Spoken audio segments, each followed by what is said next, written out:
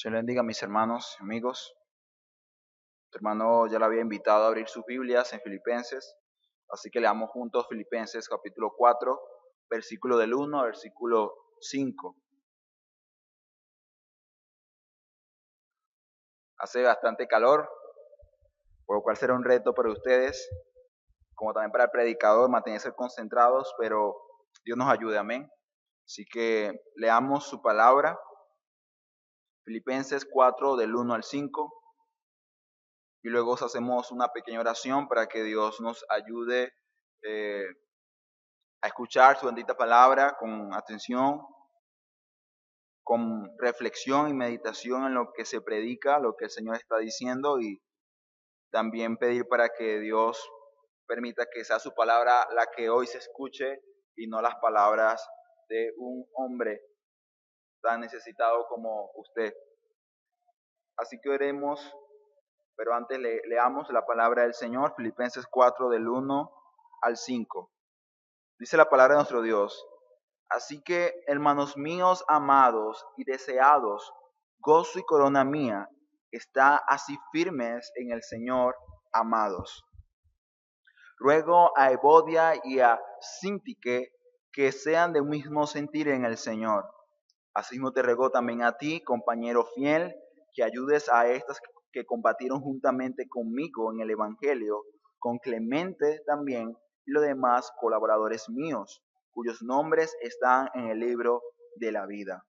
Regocijaos en el Señor siempre, otra vez digo, regocijaos. Vuestra gentileza sea conocida de todos los hombres, el Señor está cerca. Señor, gracias te damos por unirnos en este lugar.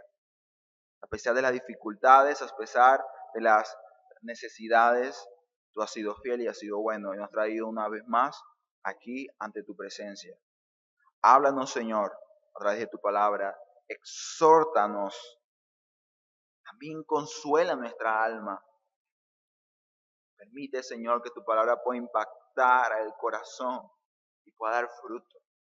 Que no salgamos de este lugar como llegamos, sino que salgamos vivificados, exhortados, animados por tu palabra, Señor.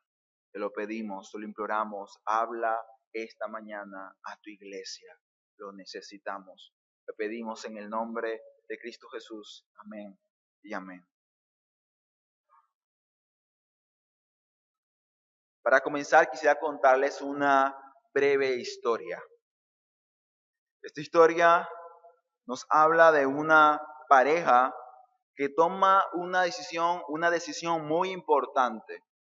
Esta decisión fue llenar un camión de muchas cosas con el fin y el propósito de mudarse a un nuevo lugar.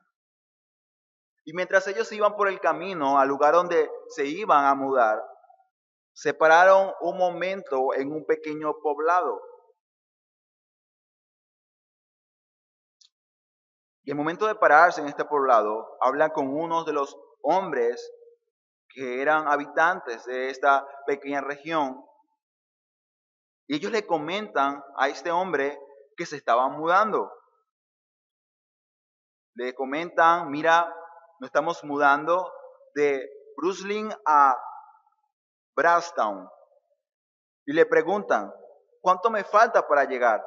El Señor le responde, mira, te quedan como 30 kilómetros para llegar. A lo que ellos responden con otra pregunta. ¿Me podrías decir qué tipo de personas me voy a encontrar allá? El Señor le responde con otra pregunta. Dime qué tipo de personas has dejado de donde saliste. Y responde, bueno, era gente engañadora, altiva, ingrata, gente muy chismosa, por cierto. Es más, por esta razón fue la razón por la cual nos mudamos a Browstown. Por lo tanto, dime o dinos, por favor, qué tipo de personas voy a encontrar allá. A lo que el Señor le responde, el mismo tipo de personas que dejaste atrás. Esta pequeña historia creo que nos hace reflexionar en algo muy importante. Y es que el problema real no está en las personas chismosas, altivas, arrogantes. La realidad es que ese tipo de personas la vamos a encontrar en todos lugares. Incluso, te lo digo por si no sabías, incluso en esta iglesia. El punto acá es que tendemos a buscar soluciones o, como algunos dirían, pañitos de agua. Bueno, si la iglesia está así o veo este tipo de cosas, pues voy a otra iglesia. Me mudo, ¿cierto? La psicología, incluso secular, trata los problemas de esta manera. Si algo no funciona, reemplázalo. Acaba con ello. Porque siempre el problema está afuera. Pero no, hermanos. El verdadero problema no está en las personas, sino en nosotros, en nuestras expectativas, en lo que nosotros esperamos de otros. Y como decía un buen predicador, las expectativas determinan nuestras actitudes y las actitudes dan resultados. Te lleva a tomar decisiones, tiene frutos. A lo que quisiera hacer una pregunta, creo que relevante a la luz de lo que acabamos de leer.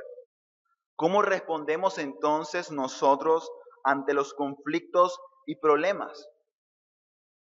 Seguro esta semana enfrentaste dificultades, porque no estamos en un mundo perfecto, estamos en un mundo caído, lidiando con personas caídas, y tú, querido amigo, hermano, también tienes un corazón caído. Así que los conflictos, los problemas, las adversidades son inevitables. El asunto aquí, la cuestión importante es cómo respondemos a esos problemas. ¿Cuál es la actitud con la cual respondemos? ¿Cuáles son los resultados o frutos de esa actitud? Es más, es una pregunta un poco más directa a la luz de lo que el pasaje dice.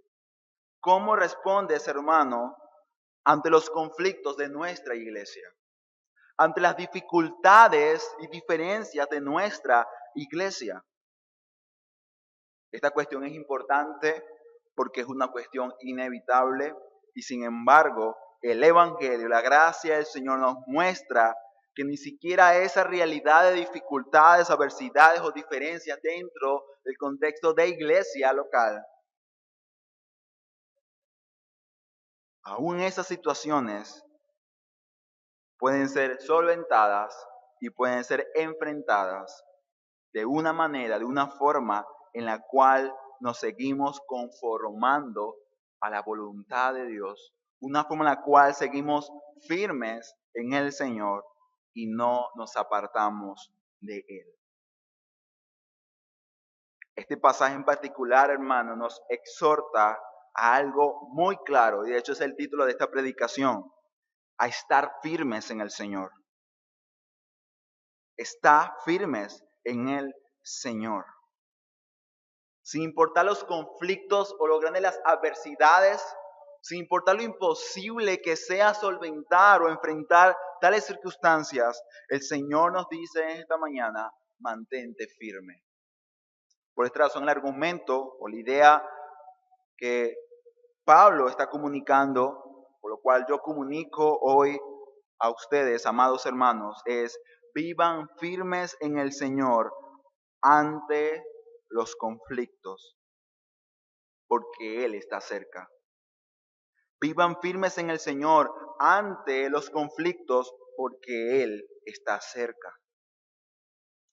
En relación a los puntos que voy a tratar, son 4, los cuales son los siguientes. Primer punto, versículo 1, firmes en el Señor, firmes en el Señor. Ahí hallamos la exhortación, el llamado. Versículo de 2 al 3, unánimes en el Señor. Versículo 4, gozosos en el Señor. Y versículo 5, estímulo en el Señor. Si se dan cuenta, la palabra acá repetida es en el Señor. Así que es interesante y maravilloso poder reflejar esto porque es lo que el pasaje dice y así nos muestra una vez más cuál es el antídoto, la solución al descontento, a los problemas, divisiones, diferencias que una iglesia puede experimentar. Así que sin más preámbulo, entonces vayamos juntos al versículo 1, firmes en el Señor. ¿Qué dice el versículo 1? El versículo 1 comienza con una afirmación o una palabra que gramaticalmente termina señalando a una resolución que se toma en relación a lo antes dicho. Versículo 1 dice, así que hermanos amados y deseados, gozo y corona mía, está así firmes en el Señor, amados. La pregunta es, ¿qué dijo Pablo anteriormente? No pretendo ahondar mucho en el asunto porque el hermano predicó el domingo pasado y por lo tanto, debido a que es algo secuencial, creo que es más sencillo entrar en contexto. Lo que Pablo dijo anteriormente no fue nada menos, hermano, que el hecho, la realidad de que nosotros somos ciudadanos del cielo y que nuestra ciudadanía está allá y que nosotros, versículo 20, esperamos al Salvador, esperamos al Señor Jesucristo. Pablo está acá tratando de señalar la gloriosa esperanza de su pueblo, de su iglesia, la esperanza gloriosa de cada uno de nosotros. Hermanos, Pablo está hablando de lo que viene, de lo que vendrá. Él dice, el cuerpo será transformado, este cuerpo de humillación será terminado, acabará por completo y seremos semejantes a la gloria de Cristo. Ahora, esto es algo hermoso y maravilloso, el escuchar de que ya por fin esas constantes caídas o luchas que tenemos como cristianos cada semana van a terminar. Pero mira lo interesante, hermano. A pesar de que es nuestra esperanza futura, algo que todavía no hemos visto o no estamos viviendo, él dice, esto tiene repercusiones, podría tener repercusiones en nuestro hoy, en nuestro ahora. La pregunta es, ¿qué tiene que ver eso con el hoy? Pues tiene que ver mucho, hermano. Pablo dice, así que a la luz de lo que acabo de decir, a la luz de esa esperanza gloriosa, hermanos, debemos mantenernos firmes. La palabra firmeza es una palabra que por sí misma creo que es sencilla de entender. Alguien firme, algo firme es algo estable, ¿cierto? Algo que se sostiene, algo que se mantiene. Pero para estar firme es importante, obviamente, considerar aquello a lo cual se está arraigado. Imagínense que, claro, aquí gracias al Señor, no es nuestro problema climática en la parte del clima, pero hay regiones, como muchas veces en los Estados Unidos, hay huracanes. Un huracán es algo que cuando sucede no hay quien lo detiene, no hay quien lo detenga. Es un evento climático muy fuerte, muy espantoso. Imagínense estar cerca de un huracán. ¿Qué sucede? Hay muchos vientos, ¿cierto? Muy fuertes. Si viene uno de estos vientos, tan feroces como son, ¿usted qué haría? Buscaría un lugar seguro, ¿cierto? Buscaría algo de qué agarrarse. En este sentido, si viene un fuerte viento, ¿de qué se agarraría usted? Usted quizás pensaría, quizás un poste de luz, o mejor dicho, lo más seguro es un refugio subterráneo. ¿Por qué? Porque el refugio subterráneo, como lo dice, está bajo tierra y la tierra es lo único que no se mueve cuando pasa un huracán. ¿Qué quiere decir esto? Que al pasar el huracán, usted se mantiene ¿qué? Firme, se mantiene seguro. Ahora, hermano, ¿por qué decir esto? Porque creo que todos queremos de una u otra manera estabilidad y seguridad. Particularmente las mujeres, por diseño divino, tienden a buscar eso. Por eso es que las mujeres buscan a un hombre fuerte, a un hombre que tenga visión, que tenga intencionalidad, ¿Por qué? Porque la naturaleza de la mujer es la de que es la que lleva a dar seguridad, a dar protección. Ella busca estabilidad. Caso contrario del hombre, el hombre un poco más, digamos, salvaje, más atrevido para ciertas cosas. Pero el punto acá es que indiferentemente todos buscamos firmeza, buscamos estabilidad, buscamos seguridad. Ahora el asunto acá, hermanos, es que Pablo sabía lo que la iglesia estaba pasando. Es más, el Señor sabe lo que tú estás pasando. El Señor conoce las grandes aflicciones, las grandes necesidades que tú pasas. Quizás yo no la conozco, ni te puedo entender, seguro, pero Dios sí las conoce. ¿Y sabes qué quiere el Señor? Quiere firmeza. Pero Pablo, hermano, nos ofrece el único lugar en el cual se puede estar firme. Y él lo dice claramente, hermanos, firmes en el Señor. Firmes en el Señor. Hermanos, esto es una orden, no es algo opcional. Bueno, hermanos, si ustedes quieren, afírmense en el Señor. No, deben hacerlo. ¿Sabes por qué, hermano? Porque si no lo hacemos, el resultado consecuente será debilidad, será una vida inestable, una vida que es movida de un lugar a otro. Y el problema a veces, con nosotros como creyentes incluso, es que ya tendemos a abrazar ese estado como algo normal. Pero es que yo veo que la gente es así, movida de un lugar a otro. Mano, no es el estado en el cual debería estar la iglesia del Señor. Pero quizás los demás podrían decir más, pero estamos pasando momentos difíciles. ¿Cómo hacemos para estar estables? Si hay diferencia entre nosotros, versículo 2. Si hay problemas en personas que amamos, ¿cómo hacemos si todavía hay dificultades? Hermanos, el pasaje es claro, te lo repito nuevamente, la firmeza se halla en el Señor, es en Cristo. Pensamos que es imposible porque las circunstancias son adversas, pero es que no hablamos de circunstancias, hablamos del Señor. Ahora la pregunta es, ¿qué es eso de estar firme en el Señor? Creo que es importante considerarlo, así sea rápidamente. Como decía un predicador, la expresión firmes en el Señor en el Nuevo Testamento apela regularmente a la idea de estar viviendo bajo su voluntad. ¿Qué quiere decir esto? Que la forma en la cual podemos estar firmes en el Señor, o estamos firmes en el Señor, cuando nos mantenemos en los términos de lo que Él nos dice que debemos hacer.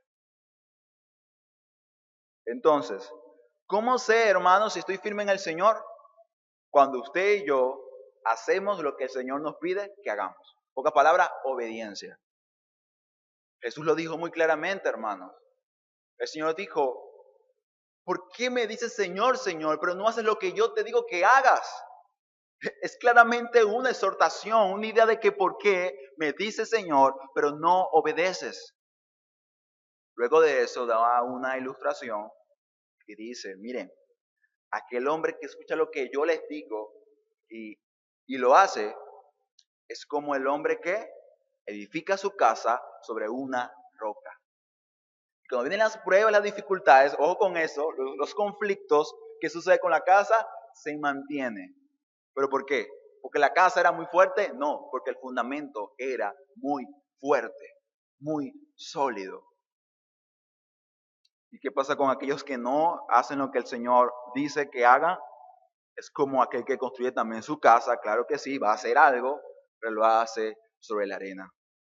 Hermanos, esa palabra de Jesús nos recuerda que solamente estaremos firmes cuando obedezcamos lo que el Señor pide que hagamos. Hermanos, el obedecer la palabra de Dios no solamente es algo que naturalmente debemos hacer porque somos criaturas y Él es el creador, Él es el Señor. Él es Dios, nosotros no lo somos. Sino además, hermano y amigo, quiero decirte y recordarte que el obedecer la palabra de Dios es nuestro mayor bien.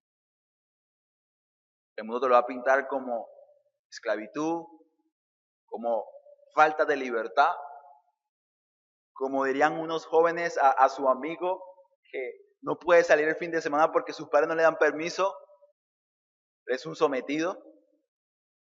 Esa palabra tenía tiempo que no la escuchaba porque hace mucho tiempo dejé el liceo y la escuela, ya hace como 5 años más o menos, o 6, o 7, pero me llamó la atención porque iba caminando por Teresa y hay unos liceístas y le dice, al joven le dicen, tú estás sometido. Y yo decía, wow, todavía esa palabra no se ha perdido, ¿no? El lenguaje colegial. Tú estás sometido por tus padres, porque tú no puedes salir como yo si salgo. Esa idea de libertad, porque hago lo que quiero hago lo que quiero hacer, porque lo hago con libertad, lo que me plazca, es un mero engaño. Y hermanos, no podemos caer en esa mentira de Satanás. Nuestro mayor bien y la firmeza de esta iglesia será posible cuando hagamos lo que Él nos pide que hagamos, por muy difícil que sea. Hermano, si te preguntas por qué como iglesia estamos como estamos, si te preguntas un poco más personal, ¿por qué estoy como estoy? La respuesta es sencilla y muy clara, porque no estás en el Señor. Porque estás desobedeciendo al Señor. Porque estamos lejos del Señor. Y el fundamento de todo lo que hacemos, hermanos, no es Cristo. Quizás son tus esfuerzos, quizás son tus estrategias, quizás sea tu intelecto, tu conocimiento o tu habilidad para hacer las cosas, pero no es el Señor. Pero Pablo lo hace con una presión de amor, hermanos. Les dice, hermanos míos, amados, les quiero mucho, pero les tengo que exhortar.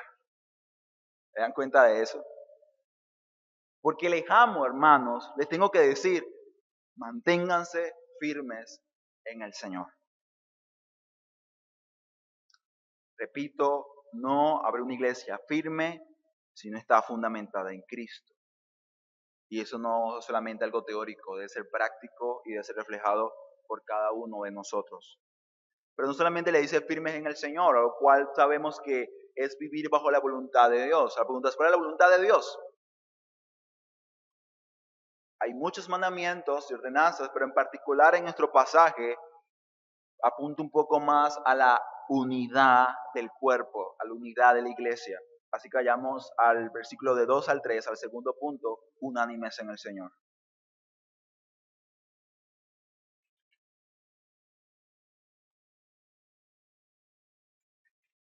¿Qué nos dice?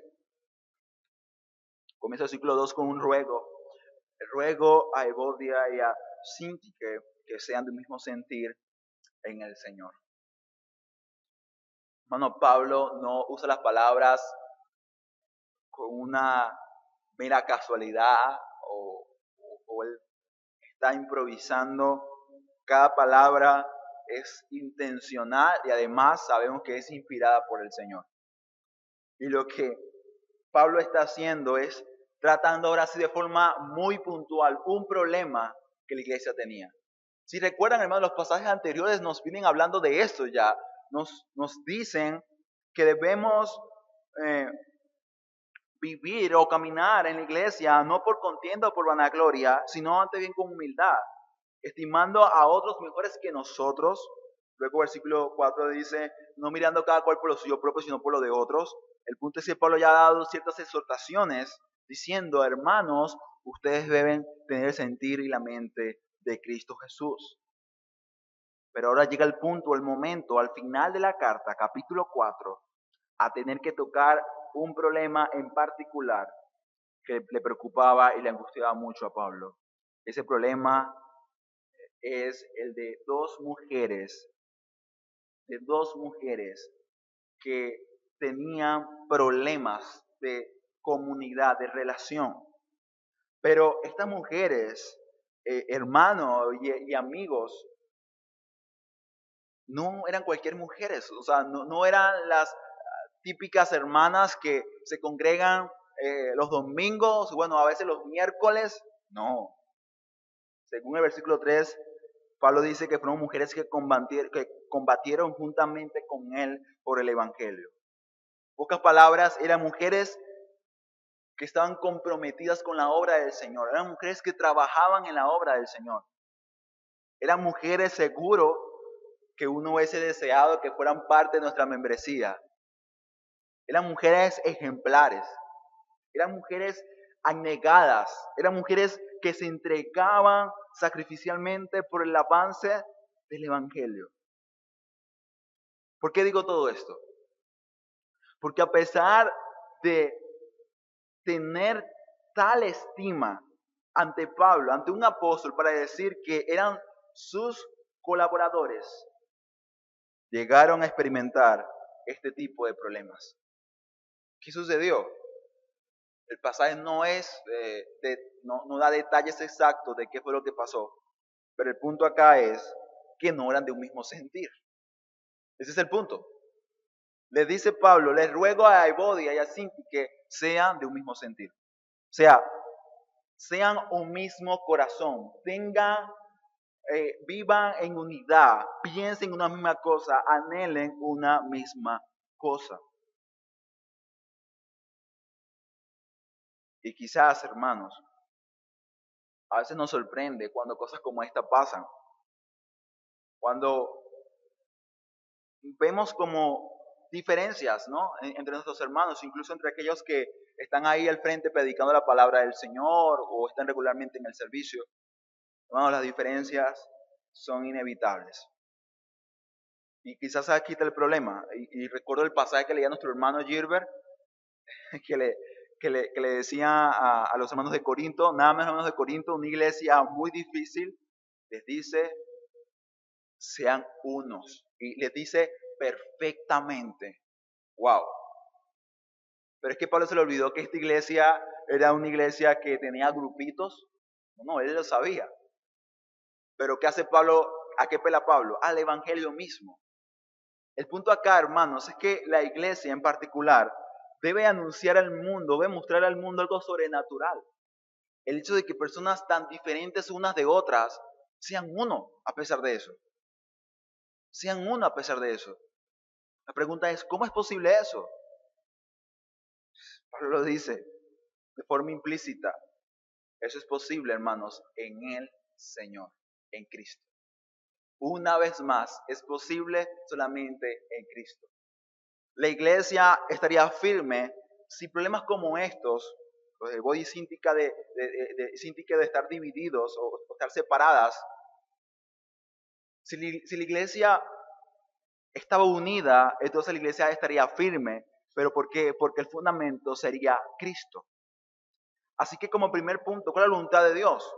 Que todos seamos de un mismo sentir. Es la voluntad de Dios. La voluntad de Dios es que nosotros podamos lidiar nuestras diferencias con gracia. La pregunta es, ¿cómo sería posible que Evodia y Sintique se unieran una vez más y fueran lo que fueron antes? Buenos amigos o buenas amigas. Repito, el pasaje no es explícito, no nos da pasos, nos dice, 3 pasos para reconciliar o 10 pasos para restablecer una relación. Hermano, la Biblia no es un manual de soluciones. 3 pasos, 4 pasos, y sé que aunque este tipo de títulos son virales en TikTok o en YouTube, no es algo que la Biblia te dice o te ofrece. La Biblia te ofrece algo mucho más poderoso y es a Cristo. Es el Señor. Ahora, la pregunta sería, ¿y cómo Cristo puede ser posible la unidad de personas diferentes unas de otras? Hermanos, es posible porque somos unidos bajo un pacto que ha sido sellado con su propia sangre. Es posible ser uno en Cristo porque cuando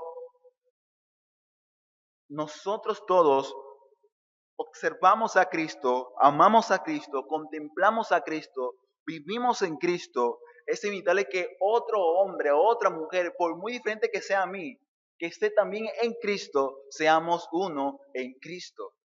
Hermanos, el estado de la iglesia, según la Escritura, es que somos un cuerpo. miembros unos de otros. Y lamentándolo mucho, tenemos a olvidar esto, hermanos. Y decimos, no, pero es que él es insoportable. ¿Cómo yo estaría al lado de alguien, de una persona como ella? O alguien como él. ¿Acaso no le has pasado, hermanos? ¿Tienen diferencias con algún hermano de esta iglesia, quizás? Y probablemente tú dices, no, es que yo no tengo problema con él, pero la pregunta es, ¿estás cerca de él? ¿Puedes tener comunión con él con naturalidad? ¿Sin realmente haber nada en tu corazón? La respuesta es no, hermano. Entonces tienes algo contra tu hermano. Algo está pasando entre ustedes. Hermanos, y no es algo poco importante. Es más bien muy importante. ¿Sabes por qué? Porque cuando tú estás en un estado de enemistad con alguno de tus hermanos, estás fuera de la voluntad de Dios, por lo tanto no estás firme en el Señor. Y el mayor engaño de la iglesia o del creyente es pensar que es posible estar mal con tus hermanos, o mejor dicho, mal con un hermano de la iglesia. Y quizás tú puedes decir, bueno, pero es que son 20 miembros, porque esté mal con uno no pasa nada, ¿no? Sí, sí pasa algo. Porque ese hermano es miembro del cuerpo de Cristo. Y si tú eres cristiano realmente, tú también eres parte de ese cuerpo. Y si tú no estás unido a Él, estás separado del cuerpo porque Él es parte del cuerpo de Cristo. La pregunta es, entonces, ¿cómo estamos? Hermano, el pasaje es enfático y es claro. Si es un problema con alguno de tus hermanos, no estás firme en el Señor. No estás firme en el Señor. Y el problema con esto, repito, es que sin embargo pensamos que puedo estar bien con el Señor. Que mis oraciones al Señor van a estar de maravilla. Que mi devocional personal también lo estará. Cuando nosotros, hermanos, con nuestras actitudes, estamos provocando incluso la misma ira del Señor. Y un mensaje equivocado de lo que el Evangelio hace en la vida de las personas. Bueno, piénsalo por un momento. ¿Qué pasaría si en una visita entra a esta iglesia, alguien viene, nos visita y ve a dos hermanos de esta iglesia peleando, discutiendo? ¿Cuál es la impresión que va a percibir? Él dirá, ¿este es el evangelio de ellos? Aunque tú no un momento hablaste de que el evangelio es peleas, él dice, no, este es el evangelio porque ellos predican el evangelio, entonces estos son los frutos del evangelio, por lo tanto, eso es el evangelio. Hermano, escucha bien, lo que hacemos como cristianos fuera de la voluntad de Dios es tan serio porque estamos dando un mensaje erróneo, equivocado de lo que realmente es el evangelio. Si tú vives en enemistad con tus hermanos, si tú no vives en armonía, escucha bien la palabra armonía. Si tú no te deleitas en la comunidad de la iglesia, si tú no puedes amar a tus hermanos, estás dando un mensaje equivocado de lo que realmente es el evangelio. Es más, estás predicando con tu vida a un Dios débil y a un Cristo cuyo sacrificio realmente no hace posible que lo imposible sea visible a un mundo que, por cierto, está muy fracturado y muy dividido, como para que cuando venga a la iglesia también vea lo mismo.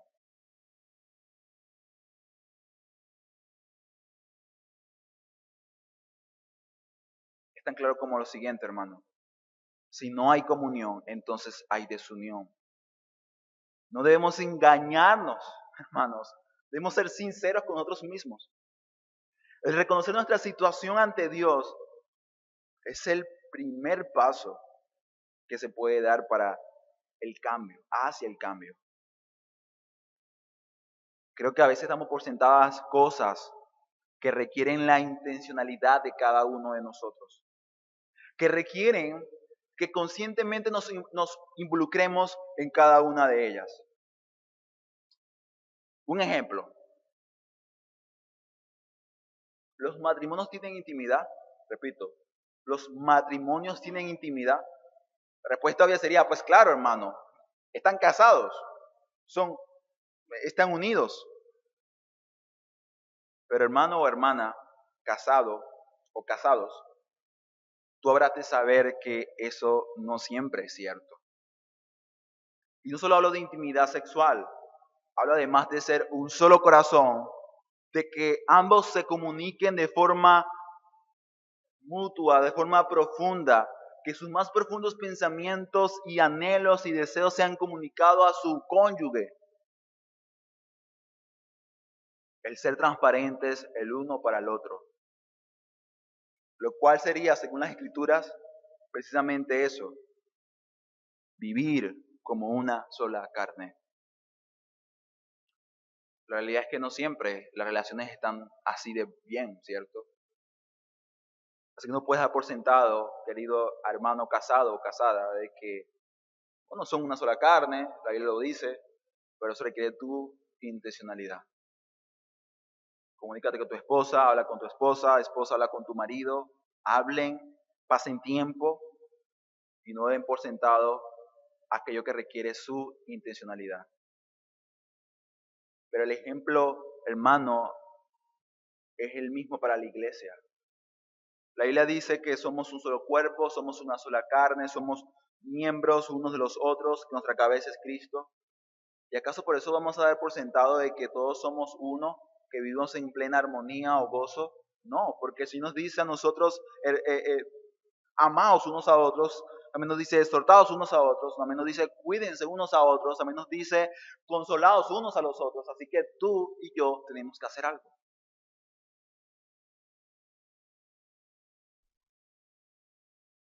Nuestro estado no nos debe llevar a ser negligentes, más bien diligentes, por lo que ya es posible por medio de Cristo Jesús.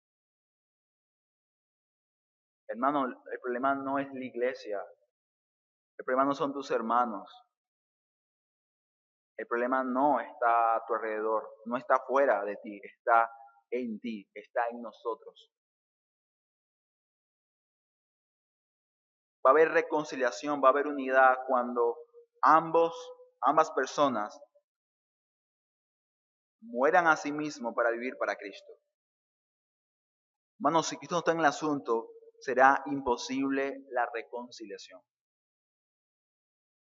Tú quizás puedes decir, bueno, yo no estoy en ningún problema de ese tipo, ¿no? Yo la llevo bien con todos los hermanos. Puede ser cierto, vamos a decir que es cierto. Y si es así, todavía el Señor tiene algo que decirte. Porque Pablo aquí habla de un compañero fiel, un hombre de confianza, y le dice, necesito, amigo, que ayudes a estas mujeres. Interesante, ¿no? Hermanos, el estar unánimes, el ser un solo cuerpo, el vivir en unidad en el Señor, como lo dice el punto, ese segundo punto, del 2 al 3. No solamente requiere intencionalidad de los que están involucrados en las diferencias o en las divisiones, sino también requiere compromiso del resto de la iglesia. Repito nuevamente, esto es vivir en el Señor, esto es estar firme en el Señor, esto es vivir conforme a su voluntad. Hermanos, la iglesia, en este caso este hombre en particular, tenía que comprometerse, tenía que ser intencional en ayudar a estas mujeres a acercarse una a la otra. Él tenía que trabajar como manera de un mediador para acercarlos a ellos. Y esto no puede ser obviado, incluso, hermano, porque un dato interesante a considerar es que este hombre, este amigo fiel, no dice el pasaje que era un pastor o un predicador, era un miembro más de la iglesia. Así que, hermanos, una vez más el Señor nos recuerda que necesitamos involucrarnos todos, debemos trabajar todos por la unidad de la iglesia local a la cual somos parte. Pablo dice que este hombre, además de ser un hombre de confianza, tenía la posibilidad de mediar en un problema como este. ¿Por qué? Lo más seguro es porque él conocía a estas dos mujeres y quizás posiblemente eran buenas amigas de él. Hermano, cuando hay un conflicto en medio de nosotros y tú estás consciente de que puedes mediar en medio de ese problema, te pregunto, ¿lo haces? O dices, no, mejor me ahorro problemas. No, que ellos vean cómo se arreglan, pero yo no quiero más problemas. porque yo estoy muy cómodo, o que vaya el pastor o el predicador. Llamen a Gilbert, llamen a Jesús para ver qué puede hacer ahí. No, hermanos.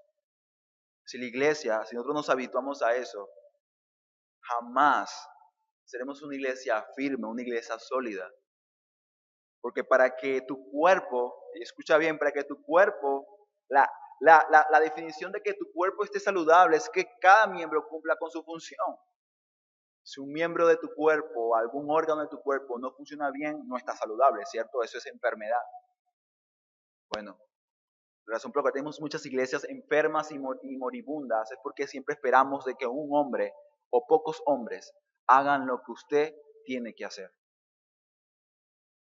No, hermanos, no es el predicador. Es que él sabe más de la Biblia. Hermano, usted tiene la misma Biblia que yo tengo, tiene el mismo Espíritu Santo y de hecho una orden de parte del Señor a que usted se involucre, que usted también vaya a la guerra, que usted también vaya a pelear. Pero no, muchos estamos cómodos en nuestras casas, en nuestros quehaceres, en nuestras ocupaciones. Hermano, si tú ves a alguien en conflicto con la iglesia, con algún hermano, ve y visítalo, exhórtalo, anímalo. Avísale, quizás al hermano Gilbert, a mi persona, hermano, estoy haciendo esto, ora por mí. Pero no necesariamente esperes que vaya Gilbert y Jesús a visitarle si tú estás cerca de esa persona. Si en otro tiempo construiste una relación personal con ellos. Yo a veces deseara, luego muy personalmente, tener una relación íntima con cada uno de ustedes, pero entiendo que es imposible. Es imposible. E incluso a veces le he comentado a algunos hermanos, le ocupo algo de tiempo a una hermana o unos dos hermanos y cuando busco hablar con otro ya no puedo hacerlo porque ya se fueron de la iglesia. El tiempo no me da. ¿Qué tengo que hacer? Invertir tiempo de forma estratégica en ciertas circunstancias, en ciertos hermanos, en ciertas visitas y depender del Señor. La pregunta es, ¿y qué con el resto de personas, Jesús? Hermanos, por eso debemos orar al Señor por más hombres que estén dispuestos a vivir para la edificación de la iglesia, pero también tú y yo y cada uno de nosotros debemos comprometernos a trabajar también. El punto acá es que todos debemos participar y debemos trabajar en este nuestro llamado de afirmar el corazón en Cristo el Señor. No podemos ser indiferentes, hermanos, ante los conflictos y los problemas que nuestra iglesia está pasando. Si tienes la oportunidad, la cercanía de ayudar a estas personas, ayúdalos. Comprométete. Olvídate de tu reputación, de que quizás voy a perder amigos en la iglesia. Olvídate de eso. Ve a Cristo y ve lo que Él hizo, hermano. ¿Sabes qué hizo Cristo?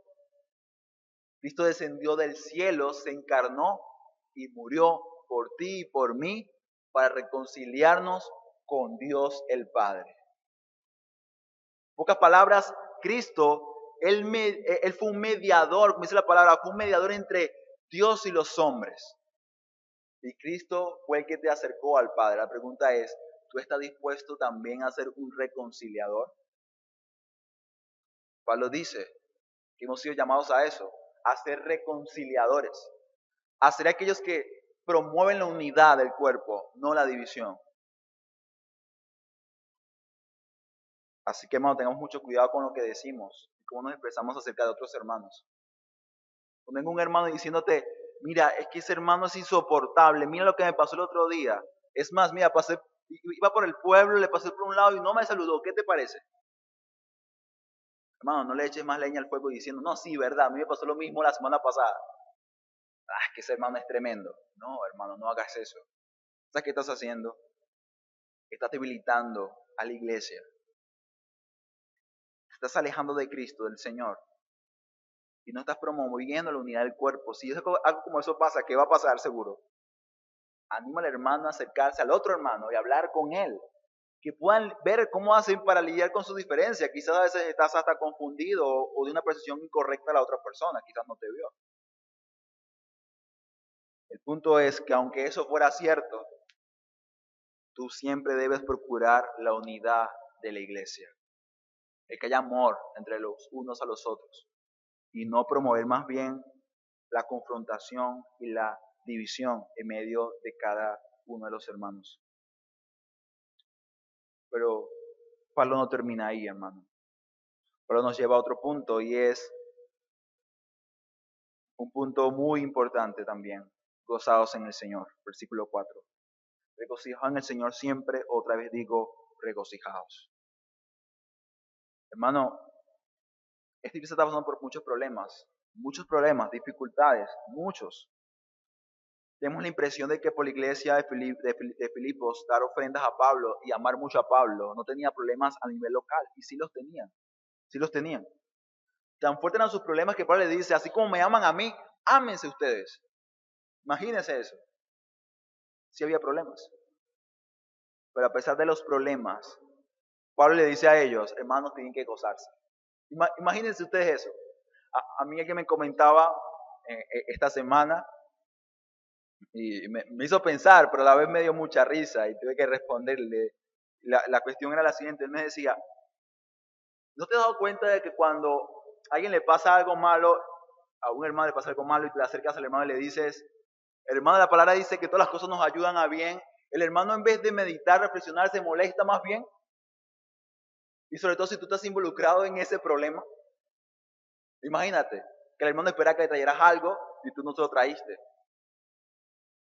¿Qué pasó? No te decía, yo necesitaba eso, era muy importante, fuiste irresponsable, y el hermano muy molesto ahí, tú le dices, hermano, la Biblia dice en Romanos 8:28, todas las cosas nos ayudan a bien. ¿Cómo vas a responder? Oye, hermano, gloria al Señor, gracias por darme la palabra. Ojalá fuera así siempre, ¿cierto? No, te vas a molestar más, te vas a indignar más. Ah, sí, para ti es fácil decirlo, ¿cierto? Porque tú no eres el agredido. O también quizás puedes sacar tú teológicamente, muy cuidadoso tú, pero también tienes que ser responsable. La responsabilidad de tu hermano es una realidad. Él tiene que ser responsable. Y fallo, pero también es una realidad lo que la Biblia dice. Aquí el punto es el siguiente. ¿Por qué nos molestamos y nos airamos tanto? ¿Es porque la gloria y el honor de Cristo fue ofendido? ¿O es porque tus planes fueron arruinados por otra persona? ¿No te has dado cuenta que a veces nos vemos irritables, un poco pacientes con aquellas personas que terminan amenazando aquellas cosas que queremos hacer? Quizás yo puedo ser ahorita un buen amigo para ti. Puedo ser quizás muy agradable. Puedes decir, no, Jesús me cae chévere, me cae muy bien. Pero ¿sabes qué momento te va a caer muy mal? Cuando yo sea como un obstáculo para cumplir o alcanzar lo que tú deseas o lo que tú anhelas. La pregunta, ¿por qué? Porque, hermano, nuestra disposición natural es estar trabajando o estar comprometidos, no con el reino de Cristo, aunque nos llenemos la boca de decir que lo estamos haciendo. La verdad es que pasamos más tiempo, muchísimas veces, construyendo nuestro propio reino y comprometidos con nuestro avance, y no el avance del reino de Cristo, o la gloria de Dios, o la bendición de la iglesia, o el bienestar de la iglesia. No. Sin embargo, creo que eso explica por qué razón entonces no experimentamos el gozo, a pesar de esas dificultades. ¿Por qué no experimento gozo? ¿Por qué debería gozarme si estoy enfermo, si estoy sufriendo? Porque el gozo, hermano y hermana, está en el Señor. Está en Cristo. No está en tus circunstancias o en mis circunstancias. Tu gozo o el gozo real está en un lugar seguro. Y es en la persona de Cristo. Está en el Evangelio. Y quizás los hermanos podrían haber dicho, Pablo, tú sí eres tremendo, ¿no? Claro, como tú no estás sufriendo como nosotros, tú lo dices, ¿no? Pero no, es que Pablo estaba en el lugar correcto, en el contexto adecuado. ¿Por qué? Porque Pablo, mejor que nadie podría decir, deben gozarse. Porque él estaba gozoso, a pesar de que estaba preso en Roma. Él estaba gozoso, hermano. Él te la del gozo en esta carta, como si no estuviera pasando dificultades, como si la está pasando. La pregunta es, ¿qué pasa entonces con Pablo? ¿Qué pasa con Pablo? ¿Es que Pablo trata de imaginarse un contexto mejor? No, Pablo sabe que hay problemas. Pablo sabe que está preso. Pablo sabe que en cualquier momento puede morir. Pablo ha experimentado sufrimientos por la causa de Cristo como ninguno de nosotros quizás vamos jamás a experimentar. Y sin embargo, él habla del gozo. Él dice, yo me gozo, pero también digo, hermanos, ustedes deben gozarse. La solución para la insatisfacción y la queja de la iglesia siempre será el gozo del Señor. Mira, vas a cualquier iglesia, vas a hallar personas quejumbrosas, vas a hallar personas que están quejando constantemente. No, mira, ¿qué te parece? Hoy vine a la iglesia, tanto tiempo sin ir a la iglesia, vine a la iglesia hoy y el aire no está funcionando. ¿Qué te parece? Y aquí yo me sudando de lo peor. Ah. No, pero es que mira la hora, ve, no, es que el hermano habla tanto que casi llegan las 2 de la tarde y el tuyo ya está predicando. ¿Qué te parece? Bueno, pueden ser cosas ciertas, quizás, de hecho voy a ver el tiempo, ¿no? Pero puede pasar. Pueden ser ciertas, pueden haber pasado realmente. Pero te pregunto, ¿por qué esas cosas te hacen perder el gozo? ¿Por qué esas dificultades roban tu gozo? Te respondo, fácil, sencillo, rápido. Es porque tu gozo está fundamentado en esas cosas. Tu gozo está en la comodidad, tu gozo está en la tranquilidad, tu gozo está en la paz que puedes lograr cuando tus hijos no te perturban tu descanso cuando vienes del trabajo. Ahí está tu gozo. Cuando los hijos se portan bien, cuando los hijos no vienen peleando ambos.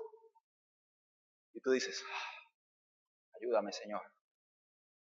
Ya, estresado, hasta el tope. No bastaba con el trabajo, ahora también tengo que calar con mi esposa y mis hijos. Wow. Quiero darte una buena noticia, hermano y hermana. Aún en esas circunstancias puedes experimentar el gozo. Pero tienes que hacer algo realmente sobrenatural. Tu gozo no debe estar en esas cosas, sino tu gozo debe estar en el Señor Jesucristo. Tú dices, ¿cómo es eso, hermano? ¿Cómo es eso? Hermano, tienes que ir a la despensa. Tienes que ir a la estación de servicio cuyo combustible es el mismísimo Evangelio. Y ser tan lleno de Cristo, tan maravillado y sorprendido de la gracia de Dios, de la misericordia de Dios, del amor de Dios, a pesar de que eres un pecador, que merecías el infierno. Tú dices, ¿cómo es que Cristo me salvó a mí? ¿Cómo es que Cristo tuvo tanta paciencia conmigo? Si yo era lo peor, si yo era menospreciable, era horrendo ante sus ojos. Siendo el santo, santo, santo. ¿Cómo es posible eso? Cuando te llenas del Evangelio, cuando quedas maravillado ante el Evangelio, cuando te quedas con la boca abierta y dices, Señor, ¿realmente me salvaste a mí? Cuando te llenas del Evangelio, cuando tú amas el Evangelio, cuando experimentas la gracia de forma práctica en tu vida, vas a vivir siempre lleno de gozo. Porque cuando vengan las tentaciones, esas dificultades, tú dices, no, ¿qué va? No. Yo necesito llenarme porque ya estoy lleno en el Señor. No necesito realizarme en las cosas o no necesito alcanzar ciertas cosas en el mundo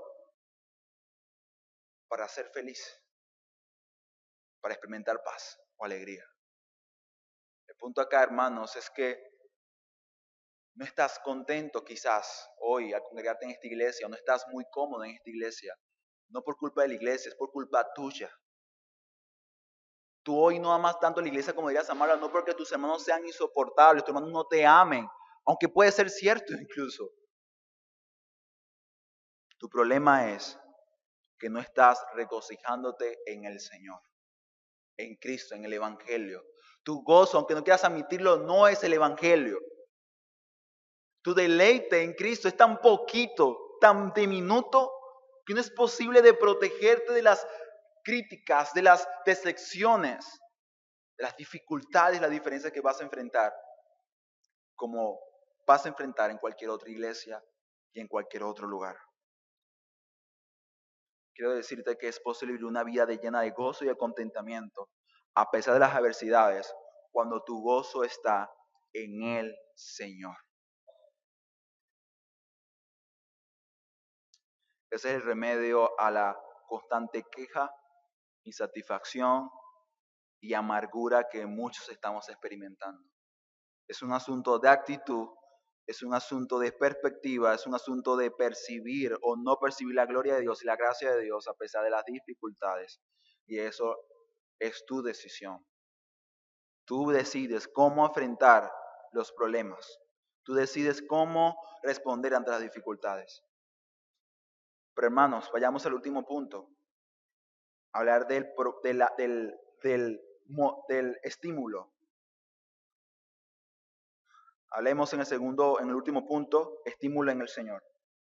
Dice el versículo 5, vuestra gentileza sea conocida de todos los hombres, el Señor está cerca. ¿Por qué debemos hacer todas estas cosas, hermanos? ¿Qué debería motivarme a mí vivir una vida firme en el Señor, en los términos de Dios, haciendo su voluntad?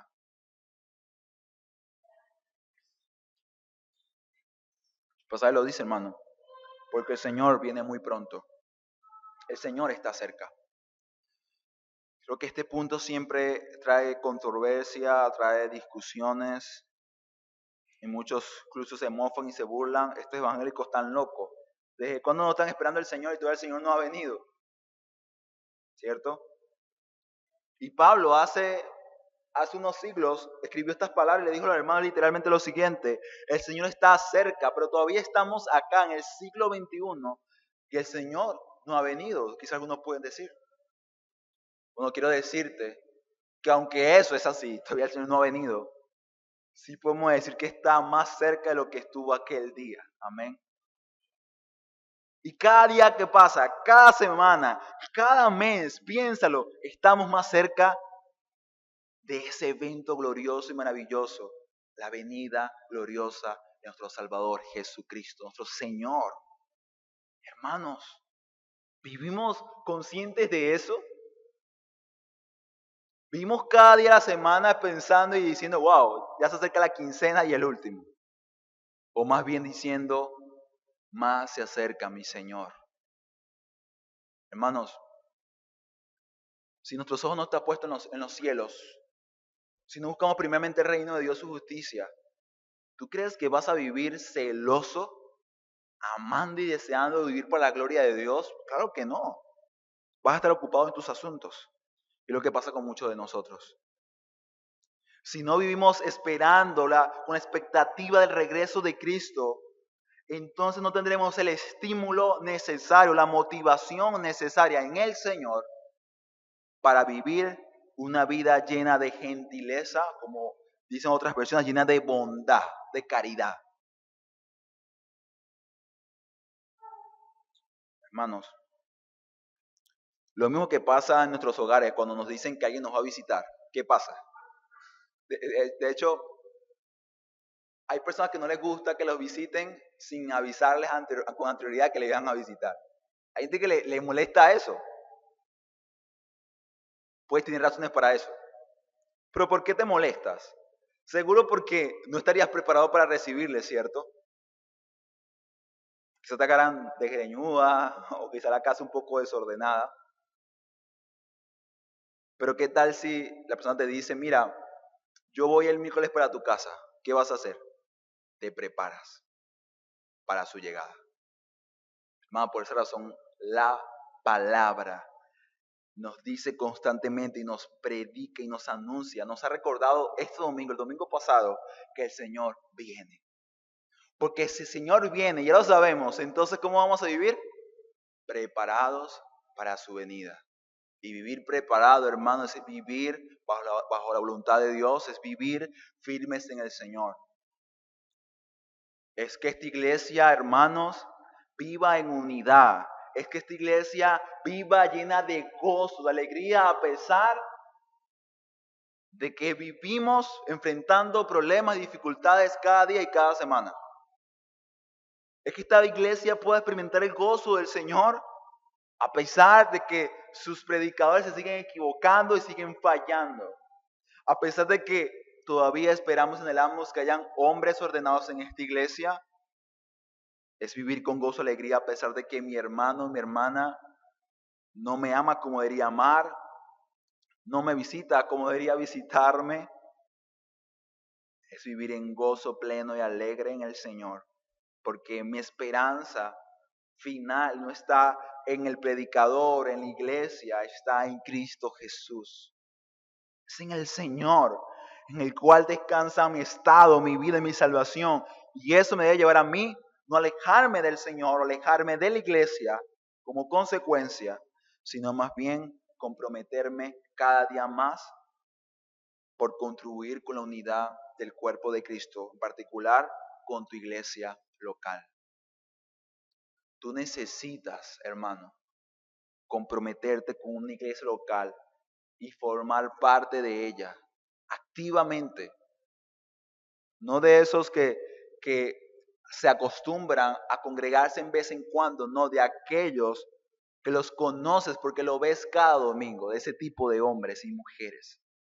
Porque ellos, ese tipo de creyentes, son los que podrán obedecer mandamientos como estos. ¿Sabes por qué Pablo le dice a este hombre, amigo mío, ayuda a Evodia y Sintique? Porque los conocía.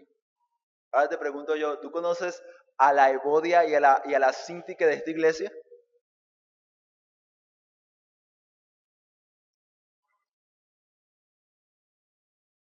Tu vida lo dirá, tú lo sabrás. Pero el punto acá es que necesitamos vivir una vida eclesial firme en el Señor. Y para terminar, hermano, la única forma de vivir firmes en el Señor, como dice el pasaje, te lo recuerdo, es lidiando con gracia en el Señor, con nuestras diferencias, para ser uno en Él, colaborando y trabajando en la restauración de relaciones rotas en nuestra iglesia local. Tercero, experimentando el gozo del Señor en todas las circunstancias difíciles. Y por último, esperando la venida del Señor, viviendo una vida llena de la bondad y de la gracia de Cristo. Y amigos aquí presentes, si algo te puedo decir es que ninguna de estas cosas acá expresadas o predicadas serán posibles en tu vida si estás separado de Cristo. Si no estás en Cristo, si no crees en Cristo, si no has sido salvado por Cristo, esto no será posible en tu vida. No vas a experimentar el gozo del Señor sobrenatural, ni mucho menos ser parte real, un miembro real de una iglesia local, de la iglesia del Señor. En relación a esto, necesitas de Cristo, necesitas del Señor. Hermano, te recuerdo también, acércate a Cristo, afírmate en Cristo. Y cuando hagamos todo esto, vamos a vivir bajo su voluntad y viviremos la mejor vida que podemos vivir. Y esa mejor vida que se puede vivir, se vive en Cristo Jesús. Así que oremos al Señor, demos gracias por su palabra y luego cantemos una alabanza al Señor. Y así pasamos, nuestro hermano, con la cena de nuestro Señor Jesucristo. Señor, damos gracias a ti por tu bendita palabra, por tu verdad, una vez más predicada, enseñada en medio de nosotros. Ayúdanos a escuchar tu voz, escuchar tu palabra, no endurecer nuestros corazones a lo que tú has dicho, Señor, sino más bien a con humildad y reverencia entregarnos en obediencia, Señor, a tu palabra y ponernos manos a las obras, a trabajar, no ser indiferentes, Señor. Tú has hablado a tu iglesia hoy, ahora ayúdanos a trabajar y a comprometernos con tu obra, con tu llamado que has hecho a cada uno de nosotros a vivir unánime, a ser una iglesia unida, una iglesia firme en Cristo Jesús. Permítanos, Señor, vivir el Evangelio en nuestras vidas, que se muestre en la forma como hablamos, como perdonamos, como amamos, como cuidamos. Ayúdanos, Señor. Te lo pedimos en el nombre de Cristo Jesús. Amén y amén.